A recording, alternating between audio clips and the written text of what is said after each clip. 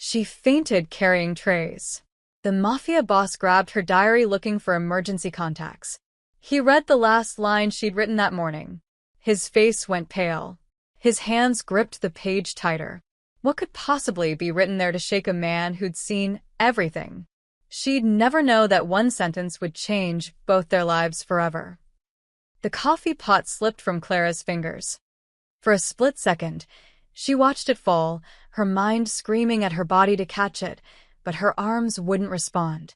The pot shattered against the floor, sending dark liquid spraying across the checkered tiles of Rosie's diner. Clara, Maggie, the other waitress, rushed over. "You okay, honey?" Clara blinked hard, forcing her vision to clear. The dizzy spell passed, leaving behind the familiar exhaustion that had become her constant companion. "I'm fine. Just clumsy tonight." She wasn't fine. She hadn't been fine for months. The wall clock read 11:47 p.m. Just over an hour left in her shift. Then she'd take the night bus home, sleep for 4 hours, and be back here at 6 a.m. for the breakfast rush.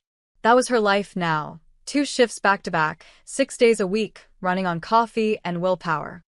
"Table 7 needs a refill," Maggie whispered, nodding toward the corner booth. Clara grabbed a fresh pot, steadying her trembling hands. Table 7. The quiet man in the expensive suit who'd been coming in every Thursday night for the past month, always sitting in the same spot, always ordering black coffee and cherry pie. He never caused trouble, never made small talk, just sat there reading his newspaper like he owned the place. Maybe he did. This was Brooklyn after all. "More coffee?" Clara approached with her customer service smile, the one that hurt her cheeks but paid the bills. The man looked up. He had dark eyes that seemed to catalog everything, sharp features, and salt and pepper hair slicked back perfectly. Even at midnight, his suit didn't have a single wrinkle. Everything about him screamed money and danger in equal measure. "Please," his voice was low, controlled. As Clara poured, her hand shook slightly. A drop of coffee splashed onto the saucer. "Rough night?" he asked, his eyes following the tremor in her fingers. "Every night's rough, sir." The words came out before she could stop them. Clara bit her tongue. Rule number 1 of waitressing: never complain to customers. "Saudi." "Yes, please let me know if you need anything else." She turned to leave, but her vision swam. The diner tilted sideways. "Not now." "Please, not now." Clara grabbed the edge of a nearby table, steadying herself. The family eating there looked up in concern, but she waved them off with another smile. Her heart was racing, her chest tight. She just needed to make it through the next hour. Just one more hour. The door chimed. More customers. A group of loud college kids, probably drunk, looking for late-night burgers. Clara counted them, 6 people. That was at least $30 in tips if she played it right. $30 closer to next month's rent. She could do this. Clara grabbed her notepad and headed toward them, but halfway across the diner, her legs buckled. The tray she'd been carrying, loaded with dirty dishes from table 3, crashed to the floor. The sound was deafening in the quiet diner. Plates exploded into ceramic shrapnel. Glasses shattered. And Clara went down with them, her knees hitting the tiles hard before her whole body followed. The world went dark at the edges. She heard screaming. Maggie's voice, high and panicked. "Someone call 911. Clara's not breathing right. Give her space." Another voice, male, commanding. Footsteps approached quickly. Strong hands turned her over gently. Clara's eyes fluttered open to see the man from table 7 kneeling beside her, his expensive suit now stained with coffee. His dark eyes were intense, focused entirely on her face. "Stay with me," he said firmly. "What's your name?" "Clara," she whispered. Her chest felt like it was being crushed. "I'm okay, I just need—" "You're not okay," he looked up at someone. "Where's her bag? She might have medication." "Here." Maggie thrust Clara's worn canvas bag toward him. The man, Clara still didn't know his name, unzipped it without hesitation. Clara wanted to protest, to tell him not to look through her things, but she couldn't find the breath. She watched helplessly as he rifled through her bag. A cracked phone, a mostly empty wallet, a pack of generic painkillers, loose change, a granola bar she'd been saving for tomorrow's lunch, and her diary. No, Clara tried to say, but it came out as barely a whisper. He pulled out the small leather-bound book, probably looking for emergency contact information on the inside cover. Clara's heart raced even faster. That diary held everything, her fears, her pain, her secrets. Things no one was supposed to see. The man flipped it open. His eyes scanned the first page. Then he flipped to the back, likely looking for recent entries with phone numbers. Clara watched his face as he read the last line she'd written just this morning, sitting on her bathroom floor at 5 a.m., before anyone else in her apartment building was awake. His expression changed. The controlled, almost cold demeanor cracked. His jaw tightened. His fingers gripped the diary harder, and for a moment, he just stared at the page, completely still. Around them, chaos continued. Maggie was crying. The cook had come out from the kitchen. Someone said the ambulance was 3 minutes away, but the man from table 7 didn't move. He just kept staring at that last line, his dark eyes fixed on Clara's handwriting. Finally, he looked down at her. When their eyes met, Clara saw something she didn't expect. Recognition. Not of her face, but of her pain. As if her words had reached through and touched something buried deep inside him. "What's your brother's name?" he asked quietly. Clara's blood went cold. How did the diary? He'd read it. He'd read what she wrote. "I'm sick and it's getting worse. The doctor said I need treatment I can't afford. But I can't stop working. I can't let Jake know. My brother's future depends on me. If I quit now, we lose everything. So I'll keep going until I can't anymore. Maybe that makes me stupid. But Jake's going to college. He's going to have the life I never got. Even if it kills me." "You read my..." Clara's voice broke. The man carefully placed the diary back in her bag, then met her eyes again. When he spoke, his voice was different, softer, but with an edge of steel underneath. "You're going to be fine," he said. It wasn't a comfort. It was a command, as if he could will it into existence through sheer force. "The ambulance is coming. But I need you to understand something." He leaned closer, and Clara caught the scent of expensive cologne mixed with gun oil, a strange combination that should have scared her but somehow didn't. "You don't have to carry this alone anymore." Before Clara could ask what he meant, the paramedics burst through the door. The man stood up smoothly, stepping back to give them room. As they loaded her onto a stretcher, Clara kept her eyes on him. He stood there in his ruined suit, her words from the diary clearly still echoing in his mind, watching her with an expression she couldn't quite read. And in his pocket, she noticed, was the corner of her diary, the leather just barely visible. He'd kept it. As the ambulance doors closed, Clara's last thought before unconsciousness took her wasn't about her failing body or the medical bills she couldn't pay. It was about the dangerous man in the expensive suit and the way he'd frozen when he read her words, as if they'd changed something fundamental inside him. She didn't even know his name. But somehow, Clara had the feeling that after tonight, her life would never be the same. Adrian Russo didn't do hospitals. The sterile smell reminded him of the night his father died, shot 3 times outside a warehouse in Red Hook, bleeding out before the ambulance even arrived. Adrian had been 17, holding his father's hand, watching the life drain from his eyes. That was the night he learned that showing weakness got you killed. 20 years later, he'd built an empire on that lesson. Yet here he stood in the waiting room of Brooklyn Methodist Hospital at 1 a.m., his $2,000 suit ruined with coffee stains, holding a dying woman's diary in his pocket like it was a loaded gun. Boss Marco appeared at his elbow, his consigliere's face tight with concern. "We need to leave. You've been here 40 minutes. People are starting to notice." Adrian didn't move. Through the emergency room doors, he could hear the muffled sounds of doctors working on Clara. Her name was Clara. He'd learned that much before she collapsed. "The car's out front," Marco pressed. "We have the meeting with the Castellano family at 2. We can't be late." "Cancel it." Marco's eyes widened. "Boss, we've been trying to set this meeting up for 3 months. If we cancel now—" "I said cancel it." Adrian's voice was quiet, but Marco knew that tone. It was the same tone Adrian used right before someone ended up in the East River. Marco stepped back, pulling out his phone to make the call. But he couldn't hide his confusion. In the 15 years he'd worked for Adrian Russo, he'd never seen the man show interest in anything that didn't involve money, power, or revenge. Adrian was a machine, calculating, cold, efficient. He eliminated problems, expanded territory, and showed mercy to no one.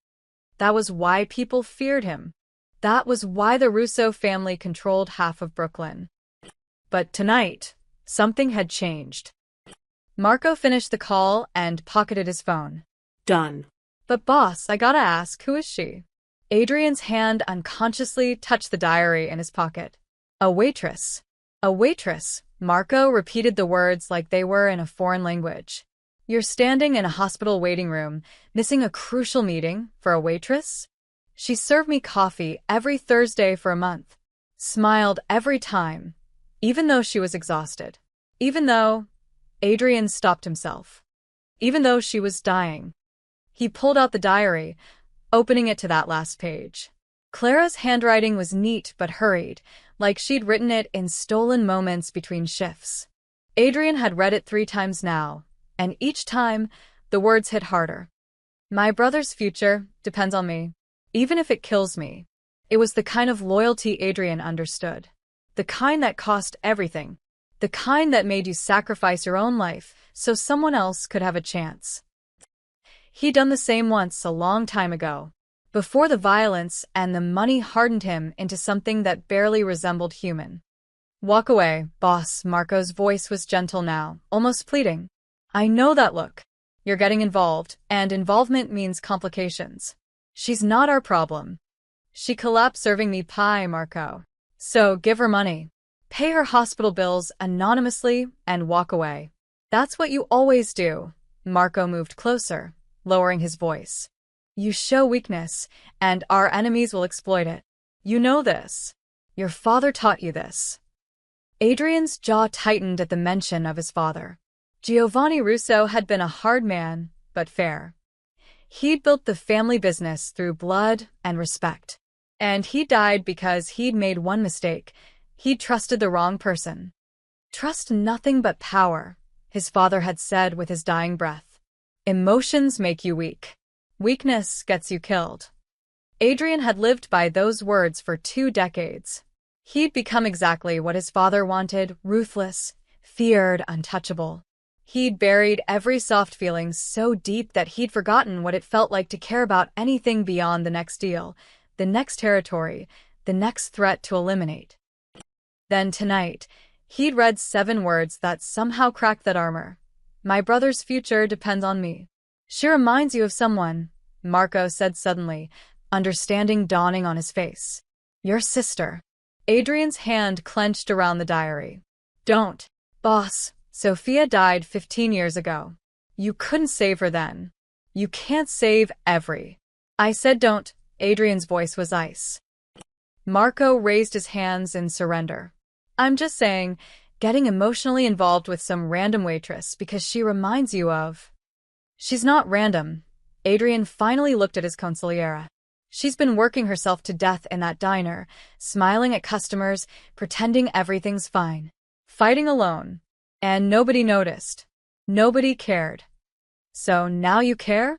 Marco's voice held disbelief. Adrian Russo, the man who had Tommy Ricci's hands broken for skimming $200, cares about a sick waitress? "Tommy stole from me. She's never taken anything from anyone." Adrian slipped the diary back into his pocket. "She's just trying to save her brother." A doctor emerged from the emergency room, clipboard in hand. Adrian was across the waiting room before the man could blink. "Clara Bennett," Adrian said. "How is she?" The doctor looked confused. "Are you family?" "Yes," the lie came easily. Adrian had learned long ago that confidence made truth irrelevant. The doctor sighed. She's stabilized, but her condition is serious. Severe anemia, malnutrition, and what appears to be an undiagnosed heart condition. She needs immediate treatment and rest. Instead, her records show she's been working double shifts 6 days a week. He shook his head. If she continues like this, she'll be dead within 6 months. 6 months. Adrian felt something he hadn't experienced in years. Genuine anger that wasn't about business or betrayal. This was something else. Something protective and fierce. What does she need? Adrian asked. Treatment, medication, and most importantly, she needs to stop working herself into an early grave. But according to her insurance, or lack thereof, none of that's happening. The doctor's expression was sympathetic but resigned. See it all the time. People choosing between survival and bills. Usually the bills win.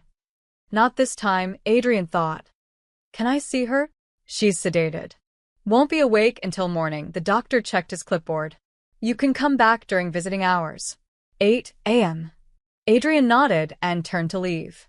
Marco followed silently until they reached the parking lot where Adrian's black Mercedes waited, his driver standing at attention.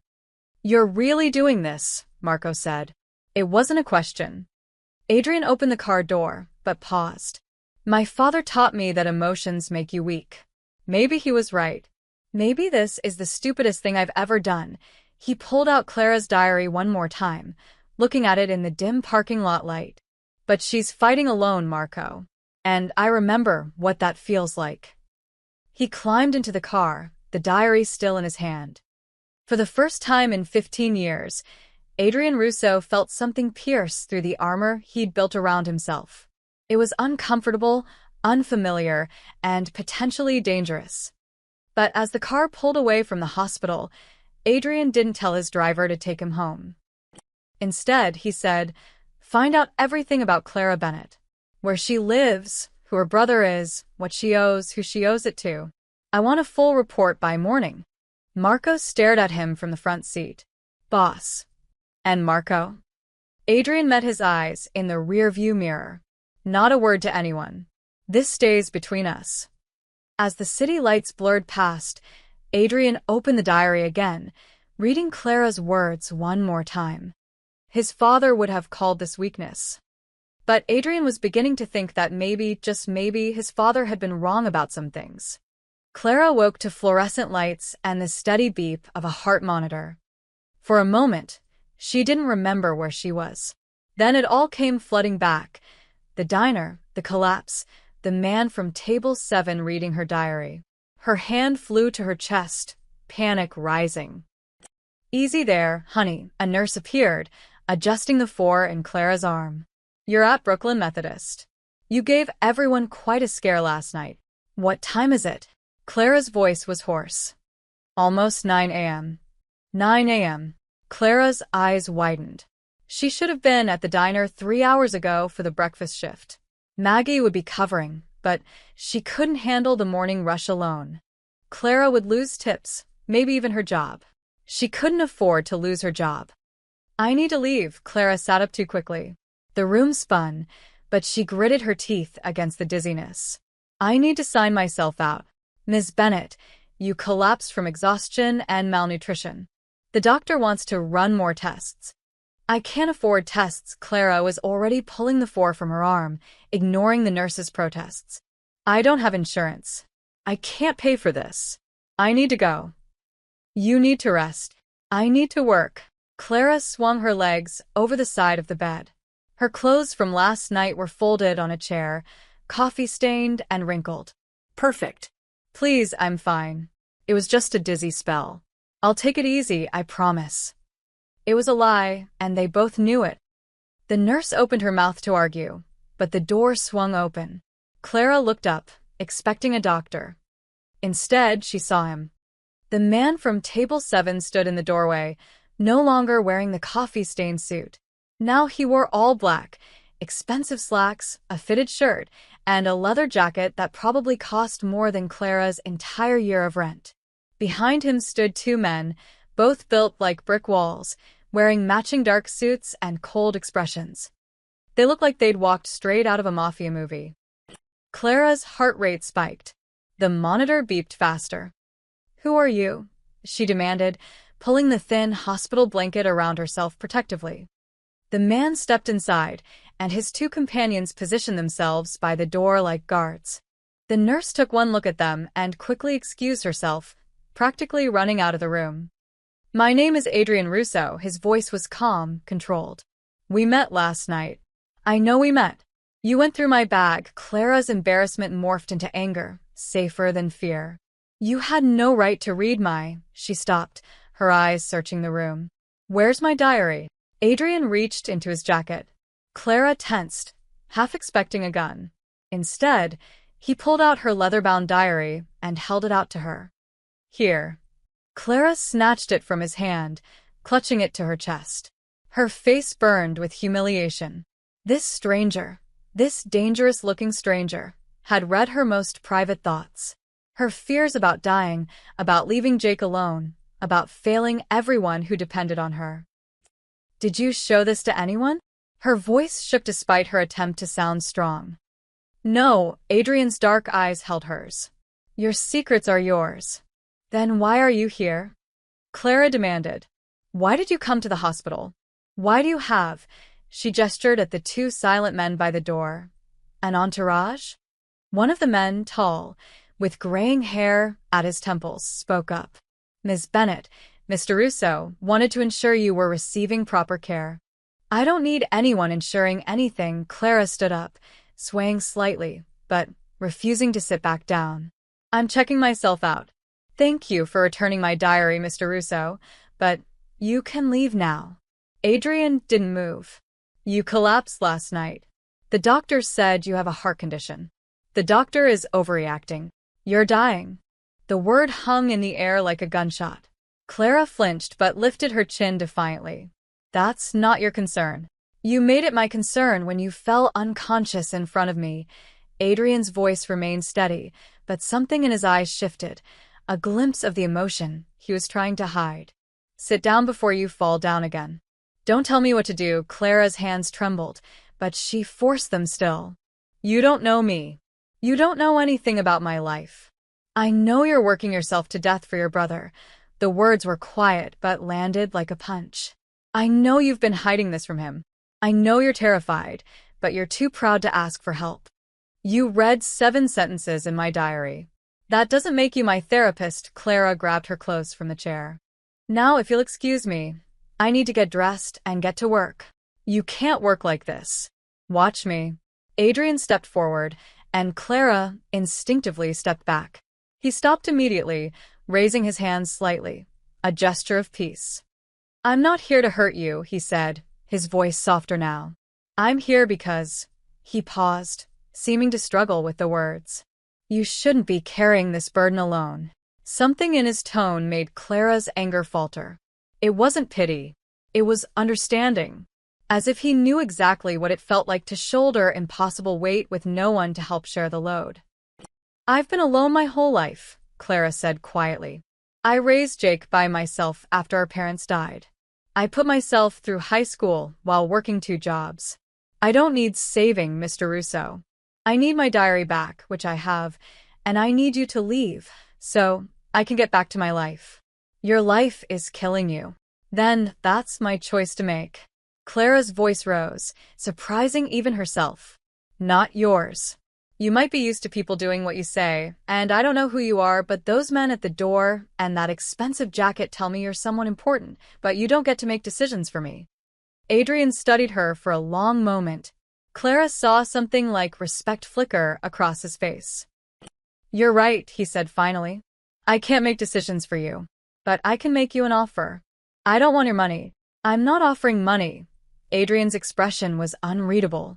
"I'm offering a choice. You can walk out of here, go back to the diner, work yourself into an early grave, and leave your brother alone in this world. Or what?" Clara interrupted, her voice sharp. Adrian met her eyes directly. "Or you let me help. Not out of pity, but because I understand what it means to fight alone."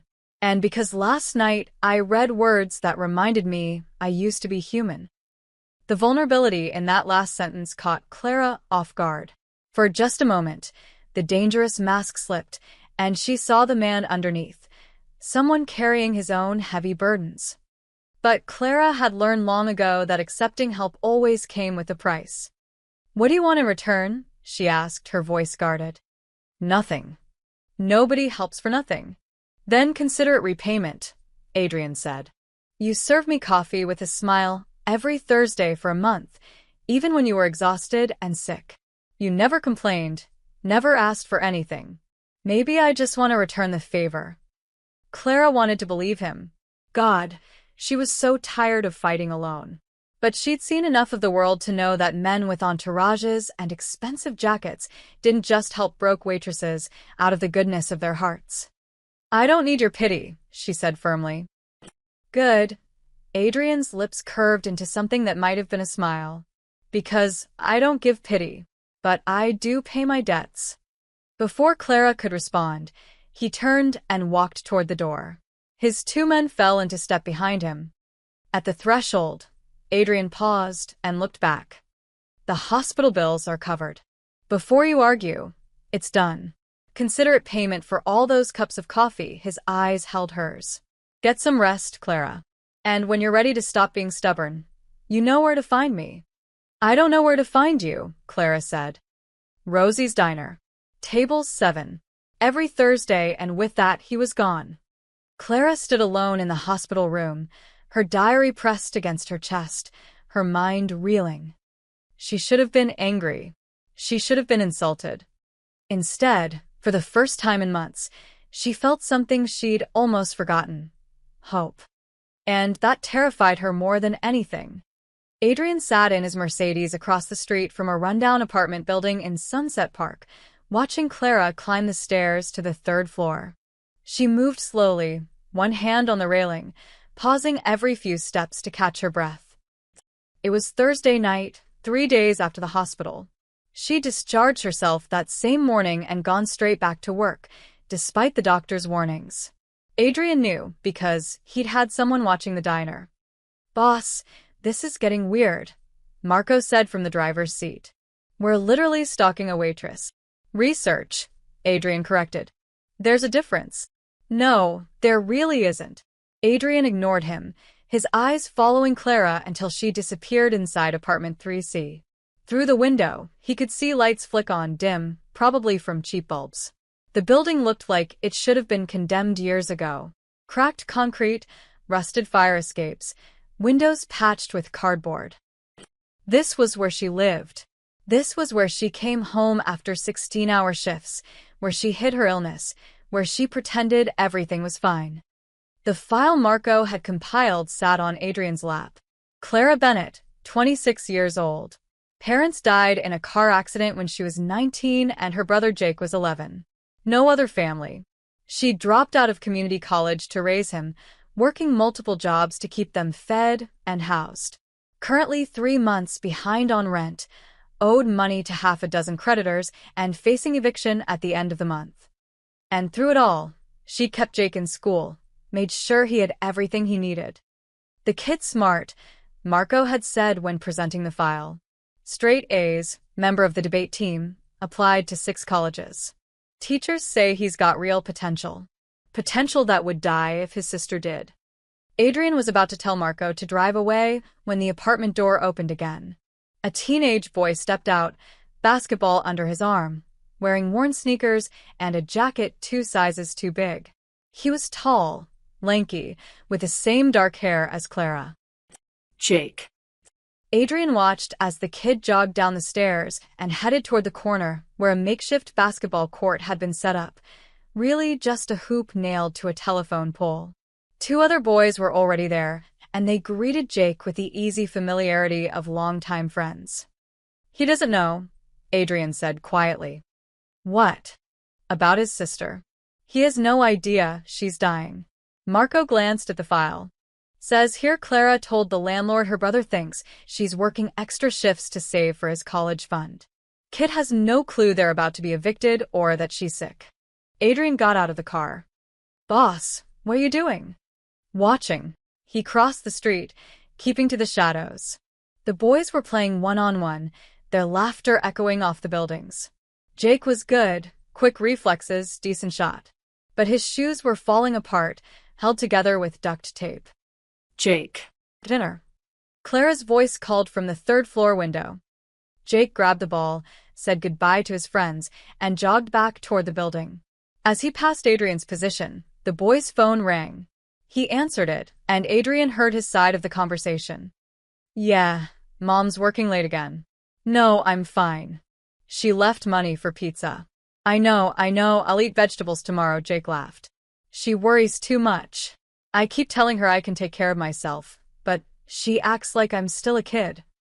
Adrian's chest tightened. Jake called Clara Mom, and he had no idea that his mom was sacrificing her life for him. Jake disappeared inside the building. Adrian returned to the car. What now? Marco asked. The rent. How much does she owe? Marco consulted the file. 3 months at $1,200 a month. $3,600 total. Landlord filed eviction papers yesterday. Pay it. Anonymously. Boss. Pay it tonight. Make it look like a clerical error or a Good Samaritan fund. I don't care. Just make sure they can't trace it back to me. Marco sighed but pulled out his phone. What else? The bills in the file. Medical, utilities, credit cards. Pay them all. Set it up so the payments come from different accounts, different sources. Make it look random. You realize this is insane, right? Marco was already typing. We're in the business of breaking legs, not playing fairy godmother. We're in the business of power, Adrian corrected. And sometimes power means helping people who deserve it. Since when? Since he read 7 words that reminded him of his sister. Sophia had been 17 when she died, overdosed from pills she'd taken to stay awake studying. She'd been working 2 jobs and taking night classes, trying to help Adrian pay off their father's debts after he was killed. Adrian had told her to stop, that he'd handle it, but Sophia was stubborn. She'd pushed herself too hard, and one night her heart just gave out. Adrian had been 22, already deep in the family business, already building his reputation as someone who showed no mercy. And when Sophia died, whatever small piece of humanity he had left died with her. Until 3 nights ago, when he saw that same deadly determination in a waitress's eyes. Clara was Sophia, fighting alone, working herself to death, too proud to ask for help. But this time, Adrian could do something about it. This time, he had the power and the money to make a difference. Even if she'd hate him for it. The kids' college applications, Adrian said. Which schools? Marco scrolled through the file. NYU, Columbia, Hunter, Brooklyn College, CUNY, and City College. All good schools. But with their financial situation, make sure he gets in. Boss, we can't fix college admissions. Adrian gave him a look. Okay, we probably can fix college admissions, but should we? The kid has straight A's. He deserves to get in. We're just ensuring he gets a fair shot. Adrian watched the light in apartment 3C. Through the window, he could see Clara and Jake sitting at a small table, eating pizza. Clara was smiling, laughing at something her brother said, pretending she wasn't exhausted. Pretending she wasn't dying. Make sure he gets scholarships too, Adrian added. Full ride if possible. Clara can't afford tuition, and I don't want her working herself to death trying to pay for it. Marco was quiet for a moment. You know she's going to figure it out eventually. That all this help isn't coincidence. Probably. And she's going to confront you. She seems like the type. Definitely. And you're okay with that. Adrian thought about Clara in the hospital, angry and defiant even while barely able to stand. She had fire in her, a strength that reminded him of everything he'd lost and everything he'd forgotten how to feel. I'm counting on it, he said. As they drove away, Adrian looked back one more time at the apartment building. The light in 3C was still on. Clara was probably cleaning up dinner, asking Jake about his homework, making sure he had everything he needed for tomorrow. Being a mother to a kid who wasn't even her son, because that's what love looked like. Adrian understood loyalty. He understood sacrifice. His whole life was built on those principles. But watching Clara through that window, seeing her smile despite everything, he realized he'd forgotten what those things actually meant. He'd turned loyalty into violence and sacrifice into business transactions. Clara reminded him there was another way. Boss. Marco's voice pulled him back. The payment confirmations are coming through. Rent's paid. Bills are handled. The landlord thinks it's from some non-profit housing assistance program. Good. You know this doesn't solve everything. She's still sick. She's still working too hard. Money doesn't fix all problems.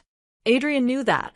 But money was what he had, and right now, it was the only way he could help without her pushing him away. For now, he'd work in the shadows. He'd pay the bills, secure the future, make sure Clara and Jake had a fighting chance. And when she inevitably figured out what he'd done, when she confronted him with those fierce eyes blazing with anger, well, Adrian had spent 20 years dealing with dangerous people. Something told him Clara Bennett might be the most dangerous of them all. Clara noticed them on Tuesday. Two men in a black sedan, parked across from the diner. They'd been there when her shift started at 6 a.m., and they were still there at 2 p.m. when she took her break. When she walked to the bodega for a sandwich, the car followed at a distance. On Wednesday, it was a different car. Different men. Same routine. By Thursday, Clara had had enough. She marched out of the diner during her break, crossed the street, and knocked on the window of the sedan. The man in the driver's seat, crew cut, neck like a tree trunk, looked startled. "Why are you following me?" Clara demanded. The man exchanged a glance with his partner. "We're not. Don't lie. You've been parked here for 2 days. Either you're the worst stalkers in Brooklyn, or someone sent you." Clara crossed her arms. Who? The driver's window rolled down slowly. "Miss Bennett, we're just working for Adrian Russo," Clara finished. "Right?" The men's silence was confirmation enough. Clara felt a mix of anger and something else, something she didn't want to name. She'd noticed other changes too.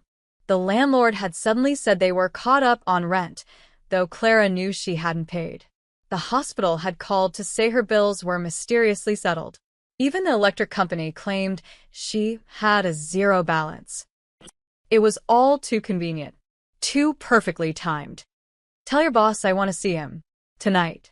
Table 7-inch. Clara turned on her heel and walked back to the diner before they could respond. Adrian arrived at 11 p.m., like clockwork. But this time, when Clara brought his coffee, she didn't smile. She slammed the cup down hard enough that coffee sloshed onto the saucer. "Outside. Now." She didn't wait for his response, just walked out the back door into the alley. Adrian followed, and Clara heard the door open again, his men, always shadowing. "Alone," Clara said sharply. Adrian waved them off. The men retreated inside, though Clara could see their silhouettes through the door's window. She and Adrian faced each other in the dim alley, the sounds of the city humming around them. "You paid my rent," Clara said. "Not a question." "Yes. And my hospital bills. And my utilities. And my credit cards." "Yes." His honesty caught her off guard. She'd expected denials, excuses. "You had no right. You were 3 days from being evicted. Your brother would have been homeless. That's not your problem." Clara's voice rose. "I didn't ask for your help. I don't want your charity." "It's not charity." Adrian stepped closer, his dark eyes intense in the streetlight. "It's a debt. Coffee isn't worth thousands of dollars. Maybe not. But you smiled at me every Thursday for a month. You treated me like a human being, not a monster." His jaw tightened. "You have no idea how rare that is in my world." Clara's anger faltered. "What world is that, exactly? Who are you, Adrian Russo?" He was quiet for a moment, as if deciding how much to tell her. "Someone you should probably stay away from." "Too late for that. You've inserted yourself into my life. You're having me followed by men who look like they break kneecaps for a living." "They do." Clara blinked. "What? Break kneecaps?" Among other things, Adrian's expression was unreadable. I run a family business, Clara. The kind that doesn't make it into legitimate newspapers. The kind that operates in shadows and survives through fear. The Mafia. Clara had suspected, but hearing it confirmed made her heart race. You're a criminal. Yes. And you're involving me in whatever. This is, she gestured between them. Why? Adrian pulled her diary from his jacket. He'd been carrying it again. Because I read this and I saw my sister. Sophia worked herself to death trying to help me pay off debts after our father was killed. She was 17. And I let it happen because I was too proud, too focused on building power, to see what it was costing her. His voice roughened. By the time I realized, it was too late. Clara's anger melted into something softer. Adrian, I can't save Sophia. But I can help you. He held out the diary. I know you don't want my help. I know you're too proud to accept it. But your brother needs you alive, Clara. And right now, you're on the same path Sophia was. Clara took the diary, her hands trembling. You can't just fix everything with money. I know. But it's what I have. His eyes met hers. Let me do this. Please. The word please from a mafia boss sounded so strange, so genuine, that Clara almost laughed. Instead, she found herself nodding. Okay. But on one condition, no more men following me. It's creepy, and I can take care of myself. Adrian's expression darkened. The men stay. Excuse me? You don't understand what me helping you means. He glanced toward the street. I have enemies, Clara. Rivals who would love to exploit any weakness. And you, he paused. You've become a weakness. Clara's breath caught. What are you saying? Before Adrian could answer, Marco burst through the back door, his face urgent. Boss, we have a problem. The Castellano family knows. Adrian's entire demeanor shifted. The softness vanished, replaced by cold steel. How? Tony Castellano was at the hospital the night she collapsed. He saw you in the waiting room. Marco's eyes flicked to Clara nervously. Word spreading that Adrian Russo is distracted by a waitress. The families are talking. Let them talk. Boss, they see it as weakness. The Castellanos are already testing boundaries, moving into our territory. They think you're going soft. Marco lowered his voice. We've handled threats to the business before, but this is different. This is personal. And personal makes you vulnerable. Clara felt ice in her veins. What does that mean? Adrian's hand moved to her arm, protective. It means people who want to hurt me now know the best way to do it is through you. Then stop helping me. Walk away. Clara tried to pull back, but Adrian held firm. I can't.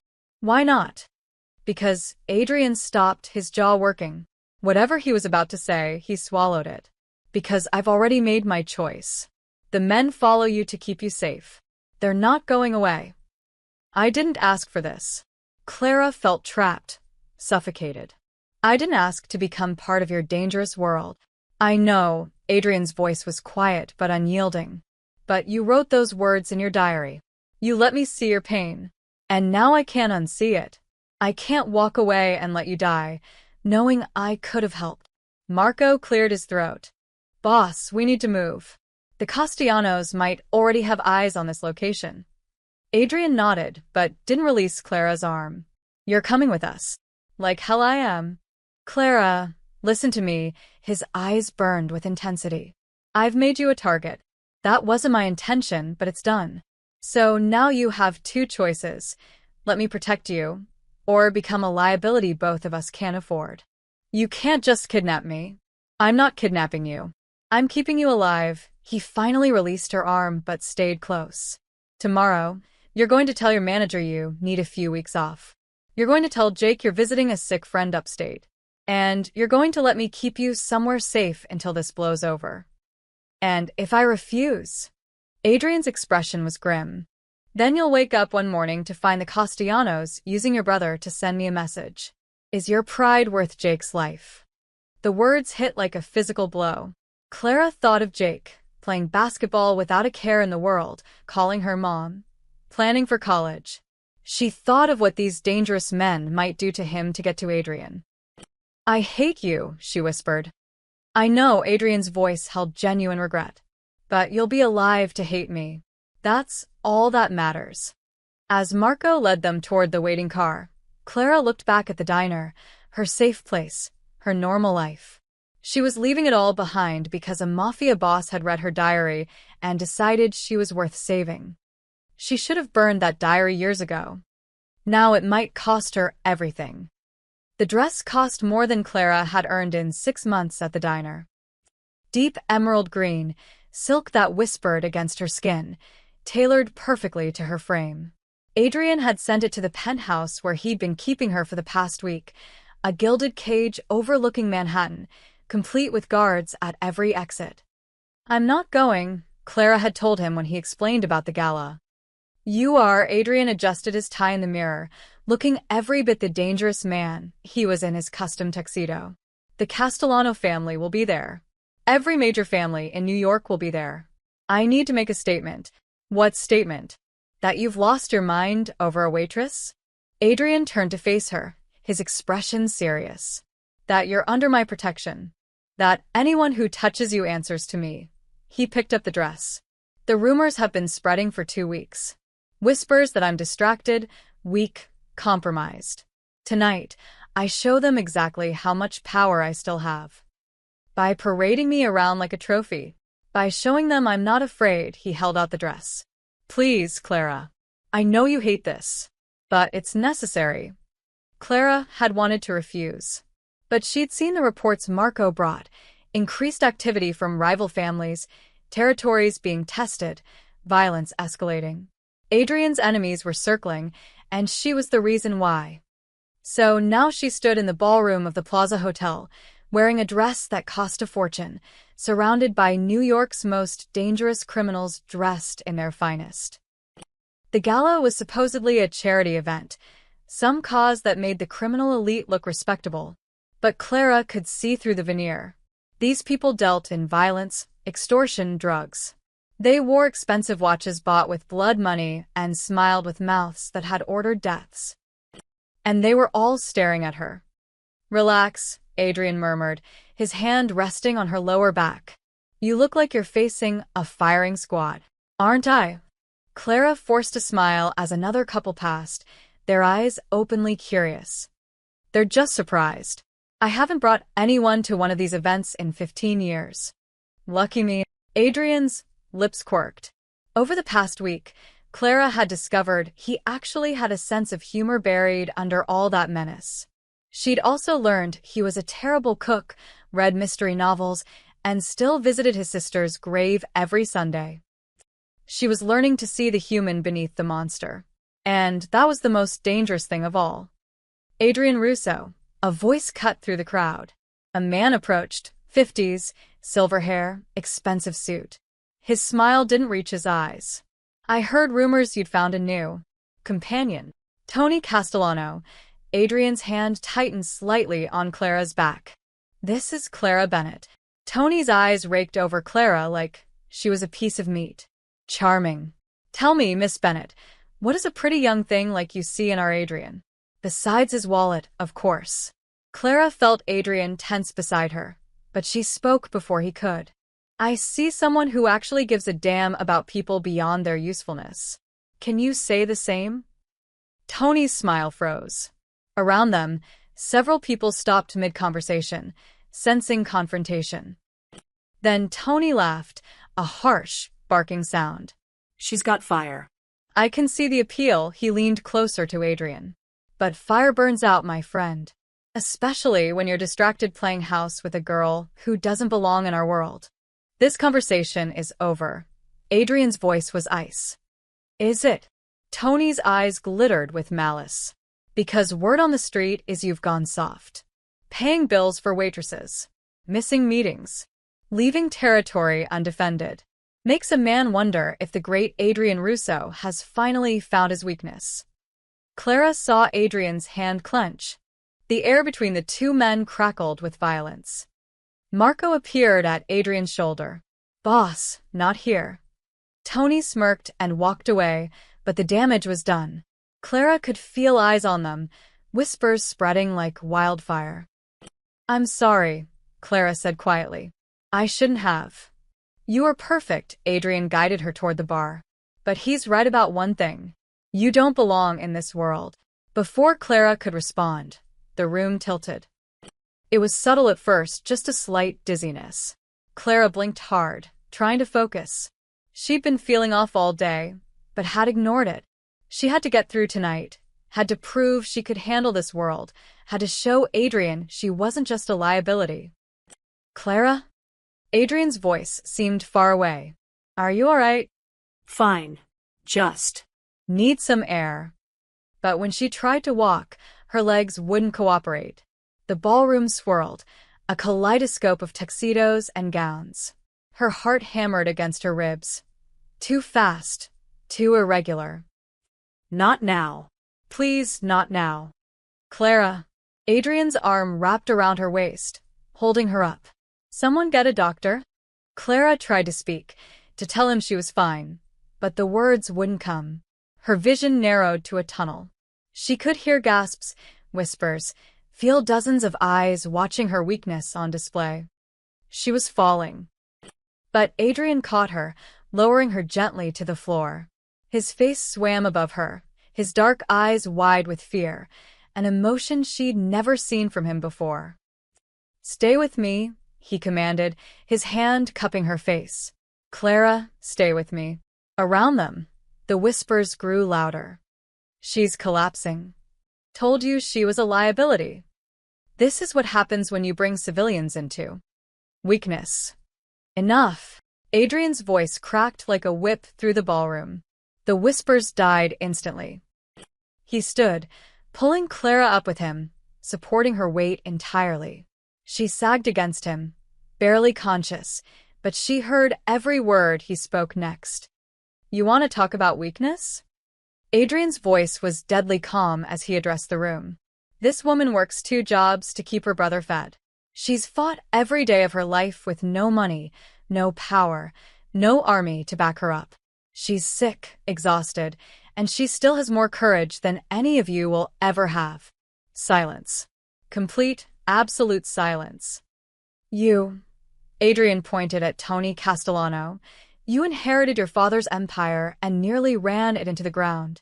You, he pointed at another man, you hide behind your soldiers and haven't thrown a punch in 20 years. All of you, with your money and your guns and your power, and you've never had to fight for anything real. Adrian's arm tightened around Clara. She fights harder than any of you cowards ever will.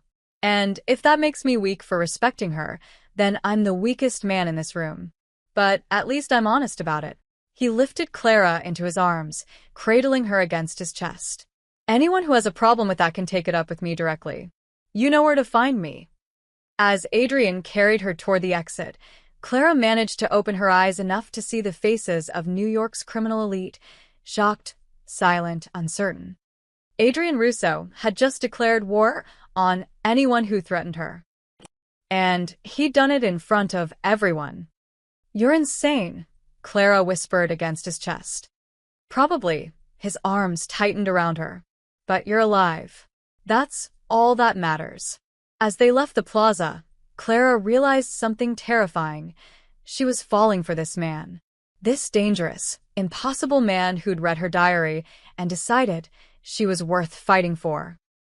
She'd spent her whole life being strong, being independent, refusing help. But in Adrian's arms, for the first time, she felt safe enough to be weak. And that scared her more than anything. Clara opened her eyes to find Adrian sitting beside her hospital bed, still wearing his tuxedo from the gala. His jacket was off, sleeves rolled up, tie loosened. He looked exhausted, dark circles under his eyes, stubble shadowing his jaw. How long have you been here? Her voice was rough. 6 hours. He didn't look at her, just stared at his hands. They said you'd wake up soon. Clara tried to sit up, but Adrian's hand shot out, stopping her. Don't. You need to rest. I'm fine. You're not fine. His voice cracked with anger. You collapsed in front of 200 people. Your heart stopped in the ambulance. Do you understand that? Your heart stopped, Clara. She'd never heard him sound like this, raw, afraid. Not the controlled Mafia boss, but a man on the edge. The doctor said, I just need to rest. The doctor said you need treatment you've been refusing for months. Surgery, medication, complete bed rest. Adrian finally looked at her, and his eyes blazed with fury and something deeper. You're killing yourself, and you won't let anyone help you. Why? Because I can't afford to be weak. The words burst out of Clara before she could stop them. If I stop, if I rest, if I accept that I'm sick, then it becomes real. Then I have to face that I might not be here for Jake. That I might leave him alone, just like our parents did. Tears spilled down her cheeks. She'd been holding them in for so long, but seeing Adrian's face, the fear and anger mixed with something that looked suspiciously like love, broke something inside her. So, I keep going, she continued, her voice breaking. I work, I smile, I pretend everything's fine. Because the moment I admit I can't do this alone, the moment I stop fighting. You think you've failed him, Adrian finished quietly. Clara nodded, unable to speak. Adrian stood and moved to the window, his back to her. For a long moment he was silent. When he finally spoke, his voice was different, softer, vulnerable in a way she'd never heard. I had a sister, Sophia. She was brilliant, beautiful, stubborn as hell. A ghost of a smile crossed his face. After our father was killed, the family business fell to me. I was 22, barely knew what I was doing. The debts were crushing us. Clara listened, watching the tension in his shoulders. Sophia tried to help. She took 2 jobs, went to school at night, studied until she passed out from exhaustion. I told her to stop, that I'd handle it. But she was proud, just like someone else I know. He glanced back at Clara. She said it was her family too, her responsibility. Sound familiar? Adrian. One night, she took pills to stay awake for an exam. Her heart couldn't handle it. She died on our bathroom floor while I was out collecting debts. His voice turned cold, hard. I found her in the morning, 17 years old, and I found her dead because I was too proud to admit we needed help. Because I let her carry weight that wasn't hers to carry. Clara's heart ached for him. It wasn't your fault, wasn't it? Adrian turned to face her, and for the first time, she saw the full weight of his guilt. I could have stopped her. I could have sent her away, gotten her out of that life. But I needed her. I was selfish. And it killed her. You were barely more than a kid yourself. I was the older brother. I was supposed to protect her. He moved back to the bed, sitting on the edge. For 15 years, I buried that guilt under violence and power. I became exactly what this world demanded, ruthless, cold, untouchable. I stopped feeling anything because feeling meant remembering what I'd lost. His hand found hers, fingers intertwining carefully. Then I read your diary, and I saw Sophia in every word. You're doing exactly what she did, sacrificing yourself for family, too proud to accept help, fighting until you have nothing left. His grip tightened. I couldn't save her, Clara. But I can save you, if you'll let me. Clara looked at their joined hands, his scarred and calloused from years of violence, hers small and tired from years of work. 2 people who'd built walls around themselves, who'd forgotten how to let anyone in. I'm scared, she admitted. I'm scared that if I let myself rest, if I accept that I need help, I'll lose everything. That Jake will end up alone. Then be scared with me, Adrian said. Because I'm terrified too. Terrified that I'll lose you the way I lost Sophia. Terrified that caring about you makes me weak. Terrified that my enemies will use you to destroy me. He lifted her hand to his lips, pressing a gentle kiss to her knuckles. But I'd rather be terrified and have you alive than brave and lose you. Your world is dangerous. It is. But I'm dangerous too. And I swear to you, Clara, anyone who tries to hurt you or your brother will have to go through me first. Clara felt something shift inside her, the walls she'd built around her heart crumbling. This man, this impossible, dangerous man, had seen her at her lowest and hadn't walked away. He'd read her deepest fears and decided she was worth fighting for. What about Jake? She whispered. If something happens to me, Nothing's going to happen to you. You're getting the surgery, the treatment, everything you need. Adrian's voice was fierce. But if you're asking whether I'll take care of your brother if the worst happens, the answer is yes. I'll make sure he gets to college, that he has everything he needs, that he's protected. Why would you do that? Because he's your family. And you, Adrian paused, his dark eyes searching hers. You've become mine. Clara's breath caught. Adrian. He cupped her face gently, his thumb brushing away a tear. I know it's insane. I know we barely know each other. But that diary showed me your soul, Clara. Your strength, your love, your determination. And for the first time in 15 years, I felt something besides anger and emptiness. I don't want your pity. This isn't pity. He leaned closer, his forehead resting against hers. This is a promise. As long as I breathe, neither of you will ever be alone again. The words settled over Clara like a blanket, warm, safe, impossible to ignore. She'd spent so long being strong for everyone else, carrying burdens that weren't meant for one person. But maybe, just maybe, she didn't have to carry them alone anymore. I'm still going to argue with you, she said, a small smile breaking through her tears. I'm counting on it. Adrian smiled too, genuine, warm, transforming his usually hard features into something almost boyish. You wouldn't be Clara if you didn't fight me every step of the way. And you're still a criminal. Unfortunately, yes. That part's not changing.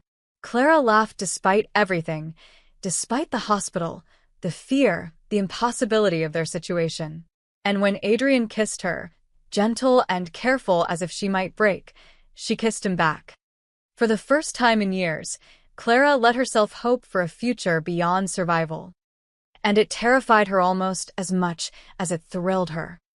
3 months later, Clara stood in front of the mirror in Adrian's penthouse, barely recognizing herself. The surgery had been successful.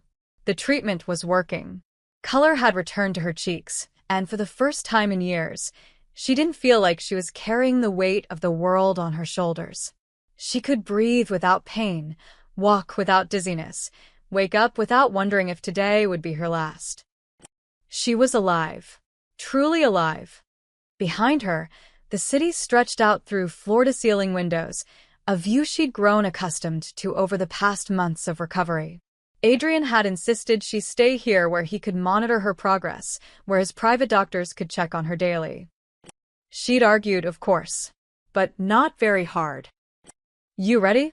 Adrian appeared in the doorway, looking unfairly handsome in dark jeans and a simple black sweater. Casual Adrian was still something Clara was getting used to. No suits, no armor, just the man underneath. Nervous, Clara admitted. Today was the day Jake would visit the penthouse for the first time. She'd been video chatting with him throughout her recovery, telling him she was staying with a friend upstate while receiving treatment. But now it was time for him to meet the man who'd changed everything. The doorbell rang. Adrian squeezed her hand once before going to answer it. Jake stood in the hallway, his eyes wide as he took in the opulent space. At 15, he'd grown taller, his frame filling out. He wore new clothes, no more duct-taped shoes, and carried himself with more confidence. Clara. He rushed past Adrian and wrapped his arms around his sister. You look amazing. The treatment really worked. Clara hugged him tight, breathing in the familiar scent of her little brother. I'm okay, Jake. I promise. When they finally separated, Jake turned to Adrian with a mixture of curiosity and wariness. So you're the guy. I'm the guy, Adrian confirmed, extending his hand. Jake studied him for a long moment before shaking it. Clara told me you paid for everything. The surgery, the treatment, even. He paused, pulling an envelope from his pocket. Even this. Clara's eyes widened as Jake unfolded the letter. It was an acceptance letter from Columbia University, complete with a full scholarship. Jake. You got in. Clara grabbed the letter, tears already forming. Full ride, Clara. Room and board, everything. Jake's voice cracked with emotion. I got into all 6 schools. NYU, Columbia, Hunter, all with scholarships. It's like someone made sure. He looked at Adrian. Did you do this? Adrian met the boy's gaze steadily. You earned it. I just made sure the right people saw your applications. Your grades, your essays, your potential, that was all you. But you helped. Jake's eyes narrowed. Clara said you're in a dangerous business. That you're a criminal, Adrian finished calmly. Yes. I am. Your sister and I have had many arguments about it. I'm not going to lie to you, Jake. I've done things I'm not proud of, but everything I did for you and Clara, I did because I care about her. And because you deserve a chance at the future she's been fighting to give you. Jake was quiet, processing this. Then, to Clara's surprise, he stepped forward and extended his hand again. Thank you for saving my sister's life, for giving me this chance. I won't waste it. Adrian shook his hand, something like respect in his eyes. I know you won't. You're going to do great things, kid. As Jake explored the penthouse, marveling at everything, Clara moved to stand beside Adrian at the window. Marco says your men think you've gone soft, she said quietly. Adrian smiled. They do. They whisper about how the boss has lost his edge, how caring about a waitress has made me weak. Has it? No, Adrian turned to face her, his hand finding hers. They think power comes from fear, from violence, from control. For years, I believed that too. I built an empire on those principles. He pulled her closer, his other hand cupping her face gently. But real power? It's this. Having someone worth protecting. Having a reason to build something beyond destruction. You and Jake, you've given me something I thought I'd lost forever. What's that? Purpose. Adrian's voice was soft but certain. For 15 years, I was just going through the motions. Building power for power's sake, hurting people because that's what was expected. I was good at it, but I was empty. His thumb traced her cheekbone. Then I read 7 words in a diary, and I remembered what it felt like to care about something real. To fight for something beyond territory and money. So you're saying I saved you? Clara smiled. You absolutely saved me. From across the room, Jake called out, Clara, this place has a library. An actual library. They both laughed. Adrian called back. Take whatever books you want. Consider it a graduation present. Clara watched her brother's face light up with joy. No more worry about rent, about food, about whether they'd make it to next month. He was safe. He was happy. He had a future. And so did she. I love you, Clara said, the words surprising even her. They'd been building for months, but saying them out loud felt like crossing a line they couldn't uncross. Adrian's eyes darkened with emotion. I love you too, even though you're stubborn, argumentative, and refuse to let me send you to the diner in an armored car. It was one armored car, and it was excessive. It was practical. It terrified Maggie. They were still laughing when Jake rejoined them, arms full of books. He looked at Clara and Adrian standing together, their hands intertwined, and something shifted in his expression. You're happy, he said to Clara. I haven't seen you actually happy in years. Clara felt tears prick her eyes. I am happy. Scared sometimes, and this whole situation is insane, but yeah, I'm happy. Jake looked at Adrian. You hurt her, and I don't care how dangerous you are. I'll find a way to hurt you back. Adrian's lips quirked. Noted. Though your sister is far more terrifying than you might think. She's already threatened me with a coffee pot twice. Both times deserved, Clara added. As the afternoon sun streamed through the windows, Clara stood between the 2 most important people in her life, her brother, who had his whole future ahead of him, and the man who'd seen her at her lowest and decided she was worth saving. She'd spent years carrying impossible burdens alone, convinced that accepting help was weakness. But standing here, surrounded by love and possibility, Clara finally understood. Real strength wasn't in fighting alone. It was in letting people stand beside you. Adrian squeezed her hand, and Clara squeezed back, a silent promise between 2 people who'd found each other in the darkness and chosen to step into the light together. She was no longer just surviving. She was living. And for the first time in her life, that was enough.